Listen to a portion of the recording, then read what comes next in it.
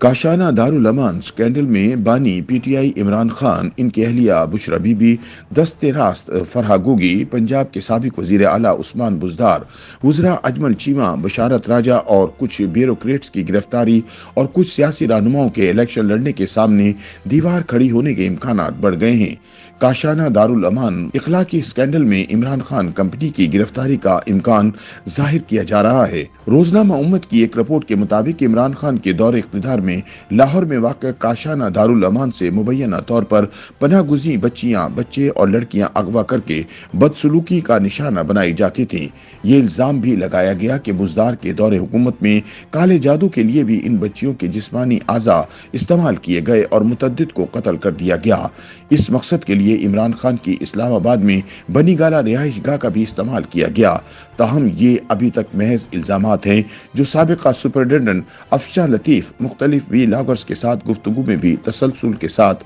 لگا رہی ہیں۔ اصل سچائی اور تحقیقات کے بعد ہی سامنے آ سکتی ہے۔ افشاں لطیف کا دعویٰ ہے کہ اس معاملے کو دبانے کے لیے پنجاب اسمبلی جیسے اعلیٰ آئینی ادارے اور وزیر اعلیٰ معائنہ ٹیم کا استعمال بھی کیا گیا تھا، جبکہ اس اسکینڈل میں مبینہ ملزم سرکاری افسروں اور عملے کے خلاف کارروائی کے بجائے انہیں ترقیاں دی گئیں۔ ذرائع کے مطابق اس اسکینڈل کی تحقیقات کے لیے آئندہ کچھ روز میں جے آئی ٹی بنائی جا رہی ہے، جس کا حکم وزیر اعلیٰ کو ان واقعات کی تحقیقات کے لیے لکھے گئے ایک خط کے بعد دیا گیا تھا۔ یہ خط عمران خان کی وزارت عظمیٰ کے دوران اسکینڈل منظر عام پر لانے والی پنجاب سوشل ویلفیئر کی افسر اور کاشانہ ویلفیئر ہوم کی سپرنٹینڈنٹ افشاں لطیف نے لکھا تھا۔ واضح رہے کہ افشاں لطیف کو یہ اسکینڈل منظر عام پر لانے کی پاداش میں جیل میں بند کیا گیا تھا اور افشاں لطیف کے بقول انہیں خاموش کرانے کے لیے خود بشرا بی بی نے ٹیلی فون پر پہلے پرکشش پیشکش کی، پھر دھمکیاں بھی دی تھیں اور پھر مبینہ طور پر بلیک میل کرنے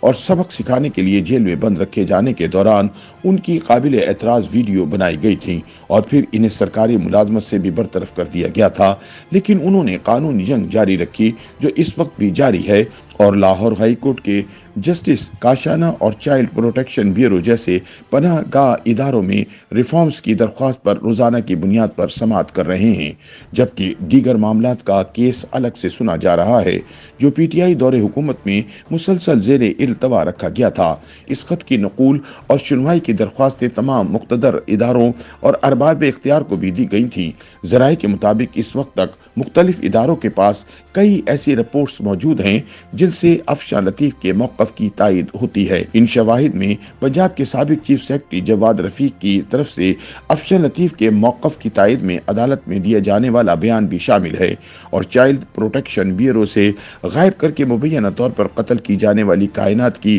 جناح اسپتال لاہور کی میڈیکل رپورٹ بھی شامل ہے، جس میں نشاندہی کی گئی تھی کہ کائنات کی لاش کے کچھ اعضاء نامکمل اور کچھ غائب تھے۔ افشاں لطیف کے مطابق کاشانہ ویلفیئر ہوم اور دیگر اداروں میں پناہ لینے والے لاوارث بچوں، بچیوں اور لڑکیوں کو نہ صرف اغوا کر کے متذکرہ کرداروں نے ان سے بدسلوکی کی بلکہ انہیں جادو جیسے گھناؤنے عمل کے لیے بھی استعمال کیا گیا۔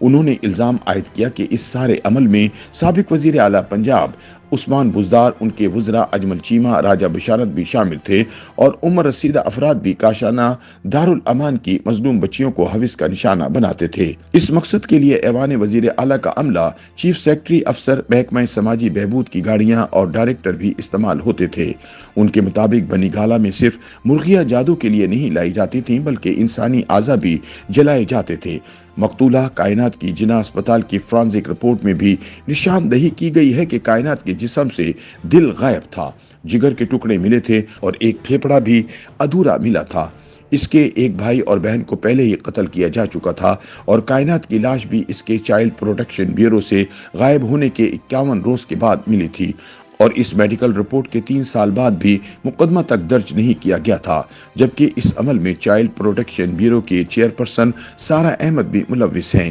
سارہ احمد کے بارے میں بتایا جاتا ہے کہ پی ٹی آئی دور کے وزیر دفاع پرویز خٹک کی منظور نظر ہونے کی بنا پر چیئرپرسن مقرر کی گئی تھیں اور ابھی تک اسی وجہ سے ہی بطور چیئرپرسن فرائض انجام دے رہی ہیں۔ لیکن child protection and welfare bureau کی چیئرپرسن سارہ احمد نے ان الزامات کی نفی کرتے ہوئے بتایا ہے کہ کائنات کبھی بھی ان کے ادارے کی تحویل میں نہیں رہی اور نہ ہی اس معاملے میں ان کا کوئی تعلق یا واسطہ ہے۔ جہاں تک پرویز خٹک کی منظور نظر یا سفارشی ہونے کی بات ہے تو یہ بھی درست نہیں۔ مجھے میرے کام کی وجہ سے رکھا گیا اور عالمی اداروں کی طرف سے اسی کام کی بنا پر ایوارڈ دیا گیا۔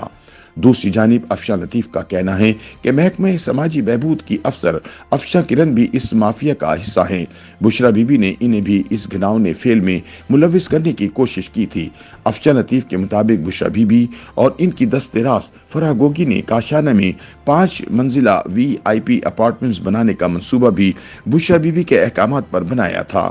جہاں بشرا بی بی کے بھیجے گئے طاقتور با اثر عمر رسیدہ افراد محفلیں سجاتے تھے۔